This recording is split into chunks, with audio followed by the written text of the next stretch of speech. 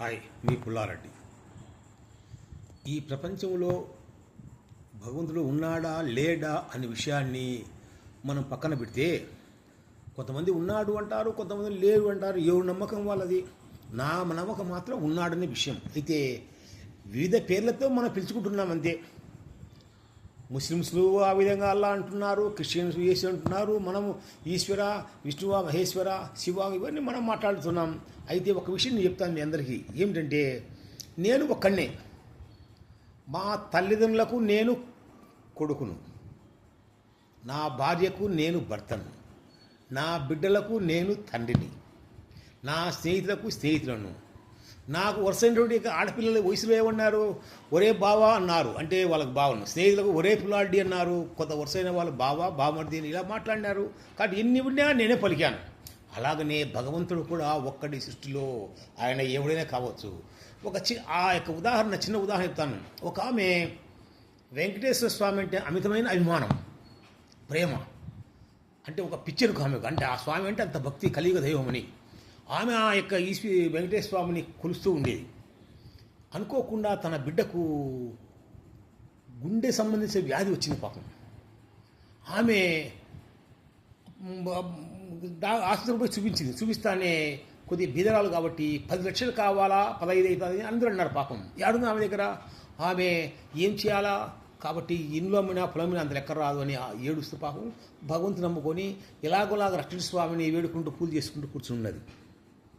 ఆ సమయంలోనే ఒక డాక్టర్, ఆ పేరు మీకు వద్దమ్మా చెప్తున్నాను, ఒక డాక్టరు, ఆయన విజయవాడలో ఆయనకు సన్మానం ఉంటే, ఉత్తమ డాక్టర్గా వచ్చింటే సన్మానం ఉంటే ఆయన పోతున్నాడు చిత్తూరు నుంచి అక్కడికి విజయవాడకు మార్గమధ్యంలో పోవచ్చుంటే ఆ యొక్క మార్గమధ్యంలో ఆ గుంటూరు ఆ యొక్క యువతల్లి పరిసరాల్లోనే ఆమె ఇల్లు ఉండేది.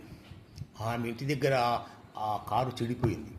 చెడిపోతానే అది చీకట్లో రాత్రిపూట ఉదయం ఇంకా 4 గంటలే కావచ్చింది. అప్పుడు ఆ యొక్క డాక్టర్ గారు ఆ ఇంటి దగ్గర ఉన్నట్టు ఆ ఇంటి తలుపు తట్టాడు. ఆమె తెలిసి ఏం నాయనేం కావాలంటే, ఇలాగమ్మా నా కారు చెడిపోయింది, తెల్లవారిని వెళ్ళిపోతాను, నాకు కొద్దిసేపు ఆశ్రయమ్మా ఇలా. అప్పుడు నేను ఎక్కడికి పోలేనంటే ఆమె ఇంటికి పిలిచి వేడివేడిగా కాఫీ ఉడిచింది పాపం. ఆ సమయంలో కూడా కూర్చోబెట్టి, ఏం నాయన అంటే, ఇట్లా పోతున్నా, వేరే పని పోతున్నామంటే, ఏమంటే ఏం లేదు అని చూస్తే పాపడు పిల్లవాడు ఏడుస్తున్నాడు. ఏమ్మా ఏడుస్తున్నా అంటే, గుండె జబ్బు వచ్చింది మా కుమారునికి, నాకు వైద్యం చేసుకుని డబ్బులు లేక ఏడుస్తున్నాను, బాధపడుతున్నా అంటే, సరే అయితే గుంటూరులోనే ఒక ప్రముఖ సినీ యాక్టర్, ఆయన ఎవరో మీకు తెలుస్తుంది, మహేష్ బాబు, చిన్నపిల్లల గుండె ఆపరేషన్ కేంద్ర సెంటర్ను పెట్టాడు. అక్కడికి తొలకపోయమ్మా, నీకు చేసి బాగు చేస్తాను, నాతో రామ్మా అని ఆమె చెప్తే ఆమె సరే అని తీసుకుని పోయి ఆ డాక్టర్ గారు పోయి ఆ హాస్పిటల్లో ఆమెను విడిచి కొంత డబ్బు ఇచ్చి ఆ పిల్లవాడిని రక్షించాడు. ఆ పిల్లవాడు బాగుపడ్డాడు. ఆ డాక్టర్ పేరు మీకు చెప్తే ఎందుకు బాధపడతా, వదిలే, డాక్టర్ తీసుకుని సేవ చేసేదాన్ని ఎవరు మనకెందుకు లేక ఆయన్ని, కాబట్టి బాగుపడ్డాడు. అప్పుడు ఆమె అనుకున్నది ఏమని, బాగా ఇంటికి వచ్చిన తర్వాత ఈశ్వరుని అంటే భగవంతుని, ఆ వెంకటేశ్వర స్వామిని, స్వామి నీవు ఉన్నావు, నీవు ప్రత్యక్షంగా రాలేవు, కానీ పరోక్షంగానే మానవ రూపంలో వచ్చి రక్షించినావని ఆమె కృతజ్ఞత తెలిపింది. ఎందుకంటే నేను చెప్తున్నా అంటే, దేవుడు ఉన్నాడు మనకు ప్రత్యక్షంగా రాకుండానే పరోక్షంగా మానవ రూపం. అందుకే దైవం మానవ రూపేణ అని మన పెద్దలు చెప్పారు. కాబట్టి ఆయన ఎక్కడున్నా కానీ మనం మంచిగా ఉంటే, భక్తితో ఉంటే సహాయం చేస్తాడని చిన్న ఉదాహరణ మీకు ఇది.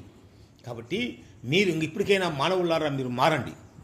మీరు అనుకుంటున్నాడు నన్ను ఏమీ చేయలేదే, నేను పెద్ద వీరుని, నేను ధనాధిపతిని, నేను అవన్నీ మాట్లాడొద్దు. మీరు మంచి పనులు చేయండి, బాగుపడండి, ఆ భగవంతుని నమ్ముకోండి. మంచి పనులు చేస్తే ఆయన మీ దగ్గరికి వస్తాడు. కాబట్టి ఇలా మంచి పనులు చేయండి. కాబట్టి మంచి పనులు చేసి మీరు మన యొక్క గ్రామాన్ని కానీ, రాష్ట్రాన్ని కానీ, దేశాన్ని కానీ ఉద్ధరించి మంచిగా తెచ్చుకోవాలని నేను కోరుతున్నాను. జై భరతమాత.